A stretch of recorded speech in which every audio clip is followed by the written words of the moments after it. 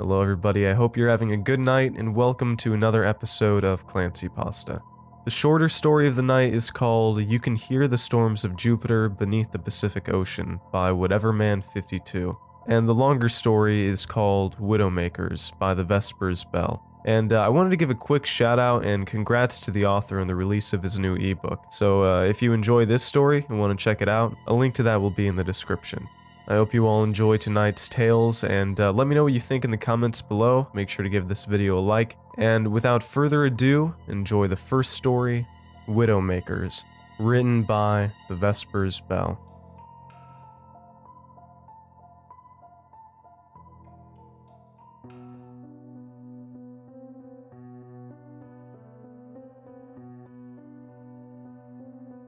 I work as a caretaker at a private conservatory.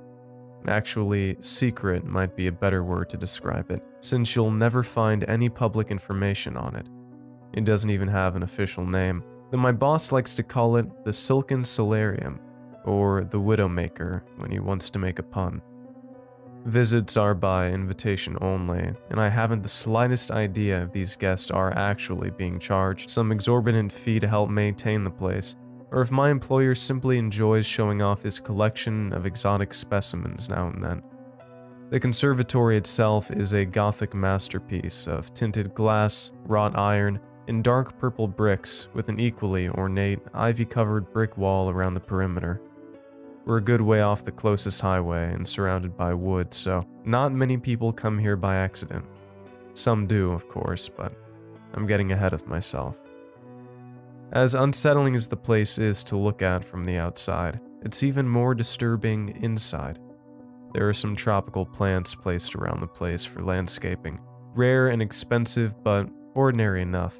But the centerpiece of the conservatory are the spiders. Thousands and thousands and thousands of small black spiders with jewel-encrusted abdomens. Literally, they have actual crystals that grow in fractal patterns on their back segments of every possible color and hue that you can imagine. When my boss makes a speech to his guests about the spiders, he calls them Latrodectus Callisti, or fairest widows. He brags that our conservatory is their last refuge, and they aren't to be found anywhere else in the world. Exactly where they're from originally and how he acquired them varies from telling to telling, but he is at the very least telling the truth about their rarity. As far as I've been able to determine, they're not even an officially recognized species. The widows aren't just notable for their beauty, however. They're an extremely social species, nearly as social as an anthill or beehive.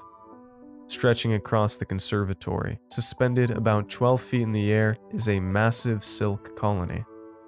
There's a large central nest dangling from the ceiling, about a dozen smaller nests scattered across the room, and an intricate network of masterfully spun spider webs linking them all together.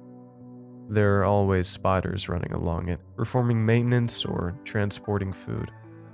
There are also guard spiders, who just hang down on a single silk thread to keep watch and send vibrations back along it to communicate to the rest of the colony. Those are my boss's favorite, since they're the easiest to get a good look at. Or rather, perhaps I should say they're his favorite living spiders. The dead ones, however, he prizes above any conventional jewels. They're tens of thousands of times scarcer than diamonds, and he controls their only hatchery. The dead spiders always get thrown from the nest, which I used to find unusual, since I'd thought species of the Black Widow genus were cannibals.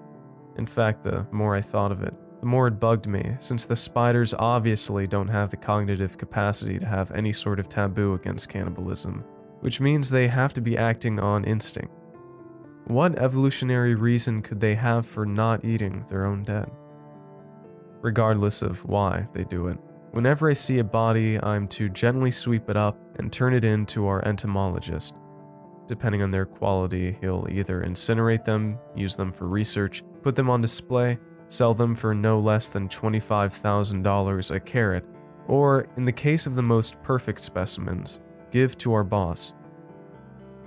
Most crucially, though, I am never ever to step on one.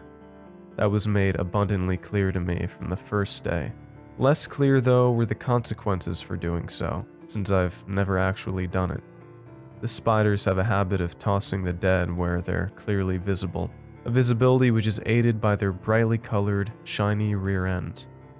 This made the whole not eating their dead thing even weirder to me, since it seems like they would attract predators. When I first asked my boss what would happen if I did step on a spider, my only answer was that I'd be finished. I used to think that meant I'd be fired. One of the more dangerous parts of my job is when I have to harvest their webs, since our conservatory also doubles as a silk farm. It's nowhere near as valuable as the spiders themselves, but my boss takes great pride in our facility being the only source of naturally farmed spider silk in the world. On one occasion, when I think he was partially drunk, he went on an odd tirade about how those goats that have been genetically modified to produce spider silk proteins in their milk were abominations. Collecting the silk is pretty much like collecting honey. I even wear a modified beekeeper suit and use a smoke spray to incapacitate them. The only difference is I'm standing on a 10-foot ladder, and I have to be very selective about how much web I take and from where. The spiders don't mind too much if I take a small amount from a non-crucial section of the colony, but if they decide I'm threatening the integrity of the colony itself, they'll swarm. And with enough bites, their venom will cause fatal paralysis. My suit offers a little protection, but it's not airtight. The only real way to keep myself safe is to be mindful of what I'm doing and how the spiders are reacting to it. That's why I usually like to feed them first so that they're distracted. A couple of times a week I release a gallon of live ladybugs into the enclosure. They're fairly accessible since organic farmers use them for pest control. My boss likes them since he doesn't consider them icky enough to throw off the conservatory's aesthetic. My job isn't without its risks, but those can be mitigated easily enough with some planning and vigilance, and I'm well compensated for my trouble. The only part of my job that I truly hate, that makes me think about resigning every time it happens, is what happens when we get an uninvited guest. It was winter, January I think, the first time. It was already dark out, but no later than 6 p.m. The weather outside was nasty, and I was contemplating whether or not to risk driving home or stay overnight, when I had an urgent, desperate banging at the front door. I immediately raced to the front foyer, and there on the other side of the glass was a blonde woman in a red coat and dark gray scarf, already half buried in the snow. Tapping my security card to the reader, I pushed open the door just enough to let her in before letting it close and automatically lock. "Come in, come in, come in," I ushered quickly. "What in God's name are you doing out on foot on a night like this?" "Oh, thank you," she gasped, as she shook the snow off herself. "My car skidded off the fucking road and crashed into a ditch. I can't get it out." "That's still no excuse to be wandering around in this weather. You should have stayed with your vehicle," I chastised. "At least then you would have been warm." "Well, I couldn't call anyone because I must have forgotten my phone since it's not in my purse, and my tank was nearly empty, so I didn't think my vehicle would be able to keep me warm all night," she explained. "That old road is deserted at the best of times, and I figured the odds of someone else coming along before I froze to death were worse than me reaching a farmhouse or something." She took off her gloves and began blowing air into her hands, then rapidly rubbing them together to warm them up. I diligently noted the wedding ring on her left hand, as I had been instructed to. "I'm terribly sorry to have intruded like this, but may I use your phone, please?" she asked me. "I can make a call for you, but I can't let you use our phones directly," I said, apologetically. "What?" she asked, unable to contain the tinge of annoyance with me despite being at my mercy. "We're a conservatory for a critically endangered species of spider, so we have rather stringent security procedures," I explained. "Only staff are allowed to use the phone lines. I can call a tow truck and any friends or family if you have a number for me." The woman sighed in resignation and took out a pen and scrap of paper from her pocket and jotted down a number. "That's my husband's cell, Alex Gifford. Tell him my car's stuck somewhere on Mordred Drive and I'm safe here for now," she said as she handed me the note. "I'm Carrie, by the way." Halden, I nodded. You can hang your coat up and get yourself warm. I'll make the phone calls and get you some coffee. Cream and sugar, please. Thank you. She smiled gratefully, which made my stomach roil since I knew damn well I wasn't going to call her husband. I left her there and headed for the administrative office, making sure to leave the door to the main exhibit open for her.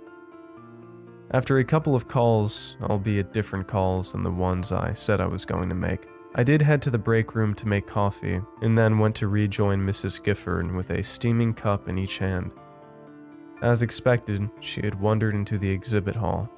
She was staring up in wonder at the intricate webwork, the delicate silken threads glistening like iridescent glass and gently swaying from the movement of its bedazzled architects, scurrying to and fro along its narrow filaments.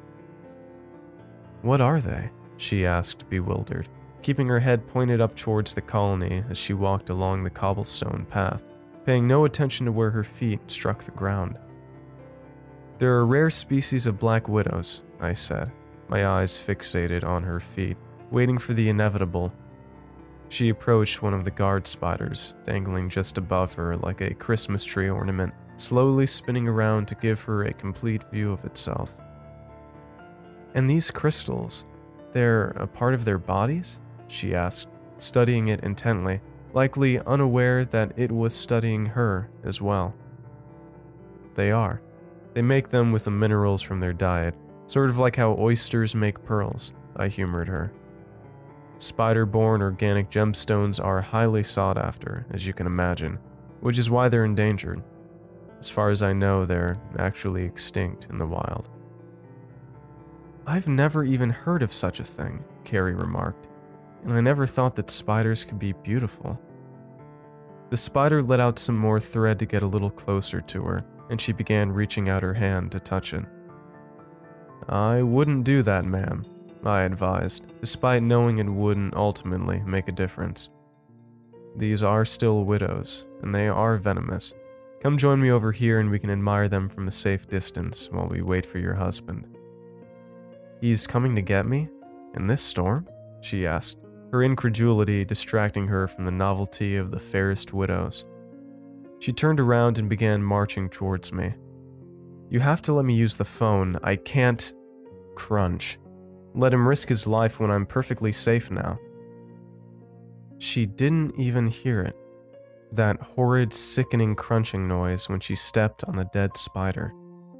I immediately glanced back at the guard spider that had been watching her and saw it thrumming its thread with its rear legs, the vibrations traveling all the way up it and throughout the colony. "What's with the face? Surely you won't get in that much trouble just for letting me use the phone," she argued, oblivious to the danger we were both in now. "I'm so sorry," I said softly, feeling a lump in my throat and tears in my eyes. I dropped the coffees and ran back to the exit, slamming it shut and sealing her in the exhibit hall. Within seconds she had caught up and was banging on the glass doors. "What the hell are you doing?" she demanded. I just pointed behind her, shaking my head helplessly. She turned around and saw that the thousands of spiders were now emerging from their nest en masse and converging in on her location. I presume you've seen a ball of spider babies at some point. Picture that, only the size of a basketball court. "Oh my God, let me in, let me in, let me in!" I wish I could have. I really do, but they had seen her trample a dead widow, and that is a crime which they cannot forgive. I heard her muffled screams through the glass doors as dozens, then hundreds of the spiders dropped down upon her. She swatted desperately as they buried themselves into her hair and beneath her clothes, covering every possible segment of her body. Her screams of terror were suddenly interjected with torturous cries of pain as hundreds of pairs of venomous fangs dug into her flesh nearly simultaneously. Those sharp cries turned to anguished wails and convulsed grimaces as the venom coursed through her veins, destroying muscle tissue and burning her up from the inside. She tried to run, but the surprisingly devious spiders had already strung a trip line behind her, falling her to the ground. She tried to force herself back up, but her muscles were already too badly damaged for that.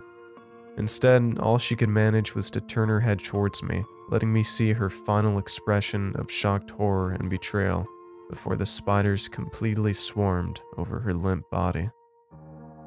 I watched as the entire colony worked together to cocoon her in silk, and then, with over 1,000 tiny drag lines, reeled her up into the main nest. I was too petrified to move for at least a solid minute, but when I was able to move again, the first thing I did was drop to my knees and vomit. Bloody hell. The little blighters didn't waste any time on this one, did they? My boss callously asked as he stood atop the ladder and examined the cocooned carcass that was now safely inside the central nest. So, my boss. I've mentioned him a few times, and by now you may be wondering what sort of man keeps a menagerie of man-eating arachnids as his personal terrarium. I don't have all the answers, but this is what I do know. First, his name is Seneca Chamberlain. He's earned a reputation as our local eccentric millionaire, but if you've never lived in Harrowit County, then you likely haven't heard of him. He's exceptionally, though indeterminately, wealthy, as you can imagine. He also has a very Victorian fashion sense. He likes to dress in frock coats and cravats and top hats, velvets and silks, and always in deep reds and golds. A plutocrat with a pretentious and fashionably old-fashioned taste in clothing wouldn't normally be anything to get too worked up about, except for that my boss looks far younger than I know him to be, than anyone knows him to be. That too isn't all that unusual.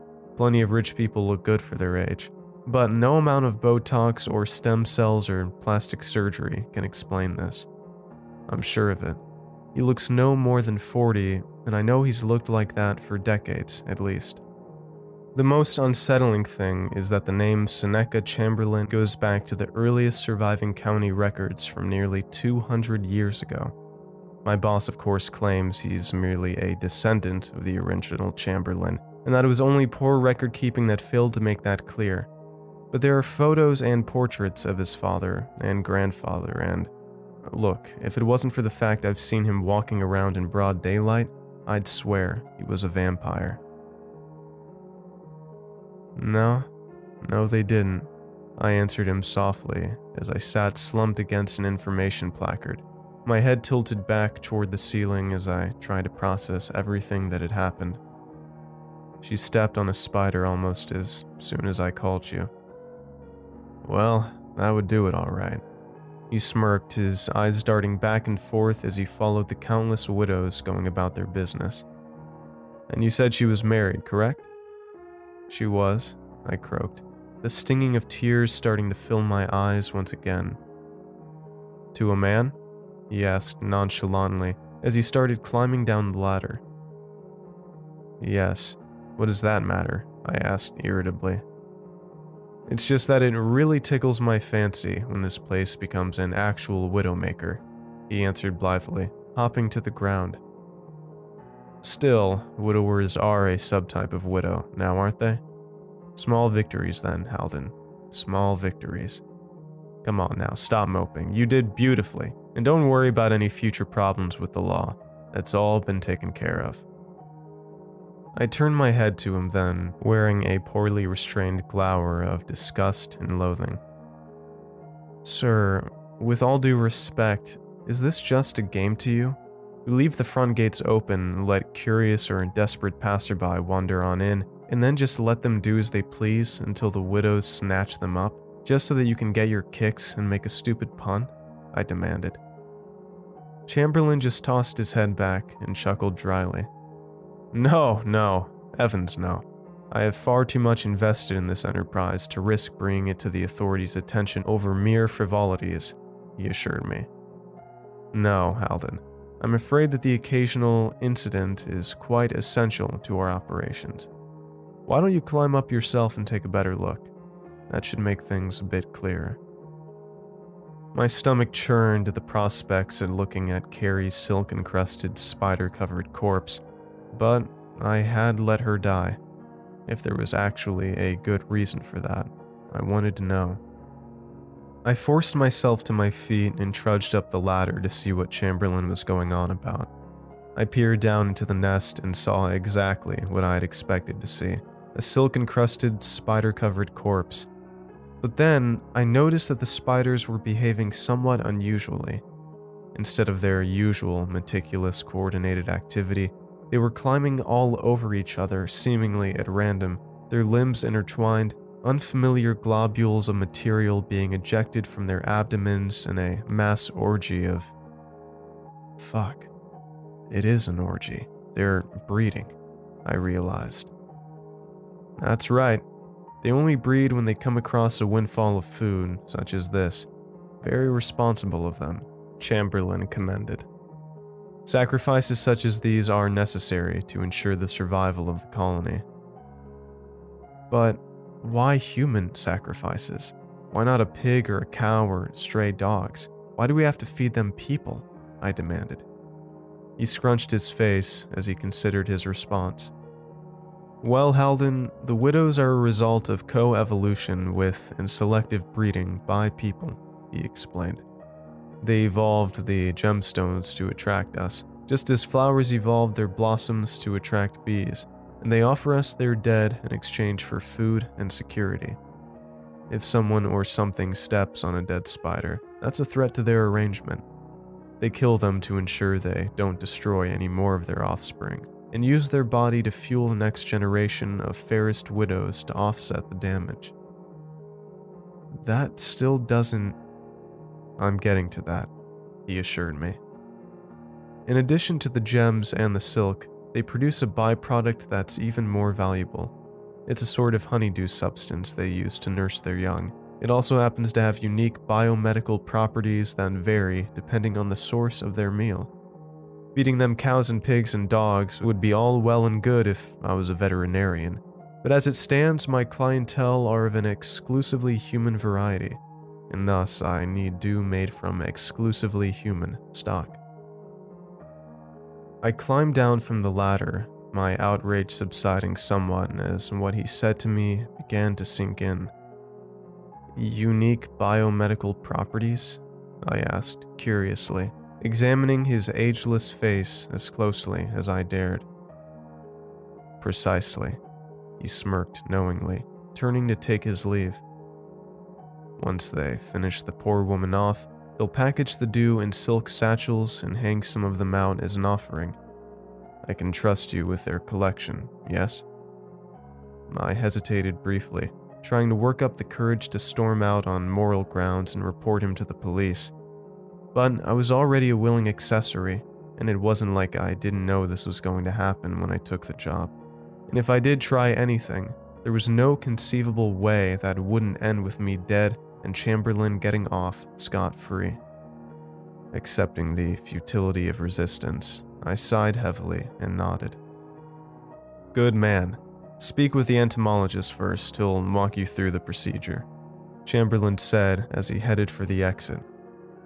And I realize this goes without saying, but drop or steal even a single satchel of dew, and being devoured by the widows will be the least of your worries. The glass door snapped shut as he left me alone with my thoughts, the corpse of the woman I had helped murder, and the thousands of spiders turning into eggs and immortal honeydew. I suppose my earlier suppositions about my boss hadn't been completely off. He was a vampire, just in a roundabout sort of way.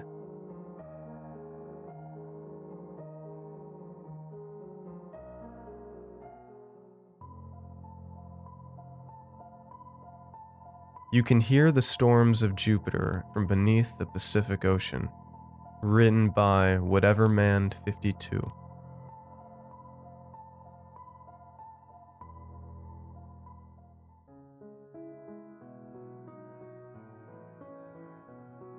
We arrived at the anomaly 1 week ago and settled into our respective stations. I arrived with 3 others, and we were all assigned tasks specific to our abilities. I was meant to monitor communications, whereas the others were charged with arrivals, Victor, life support, Cassandra, and power systems, Lucy. The venture was meant to last 2 weeks before we were to be replaced by the third expedition. The task of the first had been to simply prepare the site for our arrival. Fortunately, they did so without error, and we were able to arrive as scheduled. We had completed our cursory setup within the anomaly by the end of our first day on the site. The anomaly was pushed into the seafloor roughly 34,000 feet below the surface of the Pacific Ocean.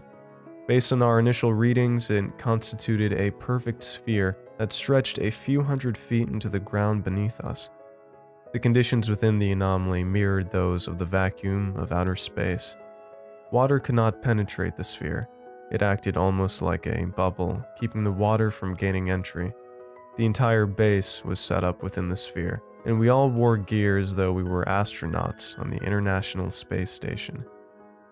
What originally drew us to the location was sound vibrations picked up by a passing covert submarine. It detected highly unusual readings that left many unsure what could have caused the noise.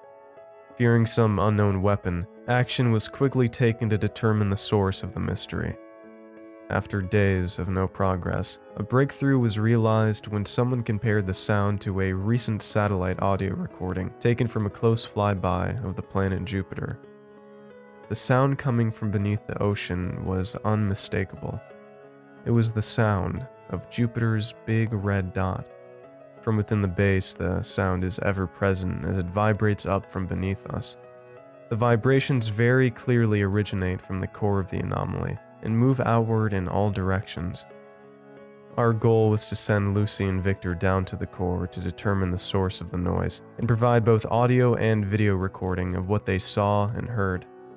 Their path down had already been pre-drilled by a machine operated robotically by the first expedition.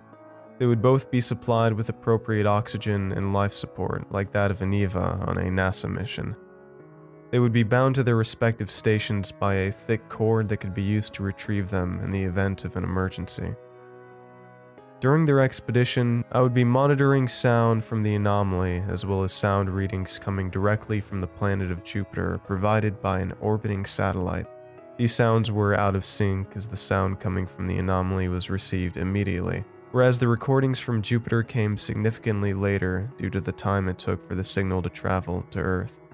I would still take the time to ensure that the later sounds arriving from Jupiter synchronized with the sounds recorded earlier from the anomaly.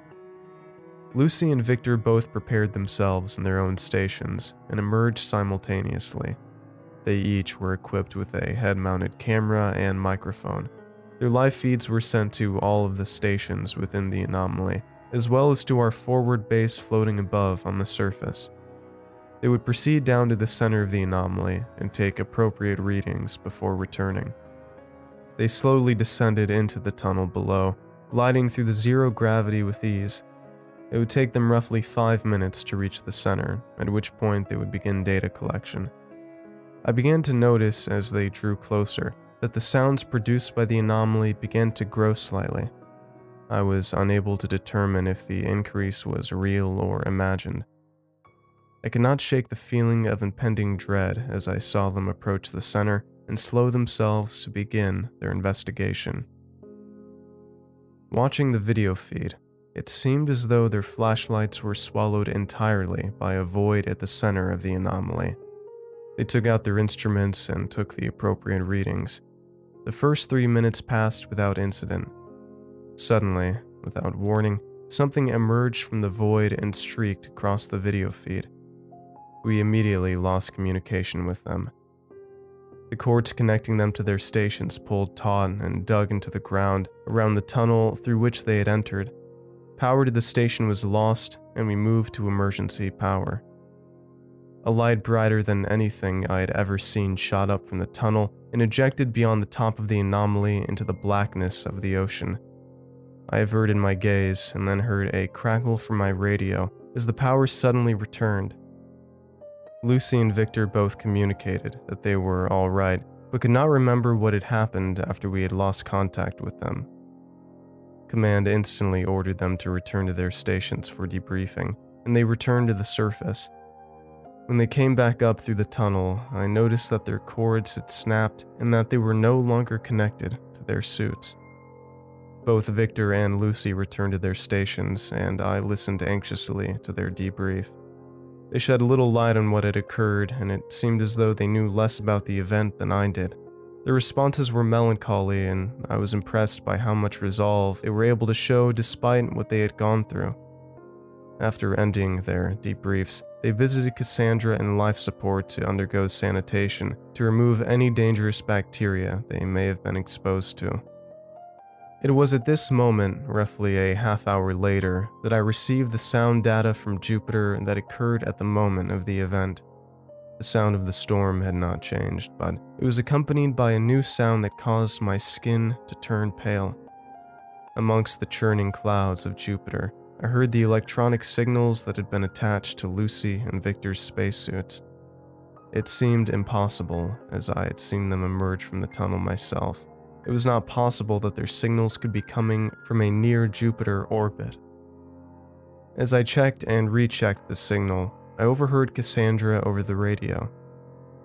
She said that she would need to complete a psychiatric evaluation on me as soon as possible to ensure the event had not impacted me in any major way. I thought this odd, and then realized that her tone had changed from her usual chipper demeanor to one of bland melancholy. I did not respond to her message, but instead saw something moving outside. I witnessed Lucy and Victor throwing a large bag into the tunnel that led to the center of the anomaly. As it fell, they moved and turned towards me and began to approach. I've lost communication with our forward operating base, and I have locked the front door of my station. It has been 3 hours since they first ventured out, and a steady stream of Lucy's and Victor's have emerged from the tunnel. There are well over 50 of them now. They are standing outside and waiting. They know I cannot stay here forever.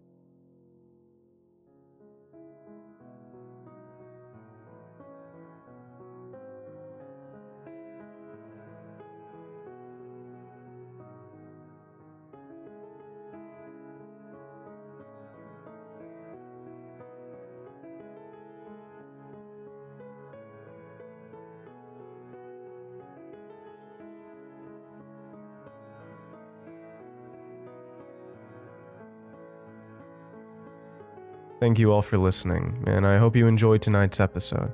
If you'd like to help support this podcast, especially if you're listening on any of the podcasting apps, I would really appreciate it if you would check out my Patreon page, which the link to that is in the description. For as little as $1 a month, you can help keep this channel going, as well as get access to ad-free narrations and some other fun perks if you're interested. Also, make sure to follow me on Twitter if you haven't already, and yeah, just thank you all for listening, and have a great night. Cheers.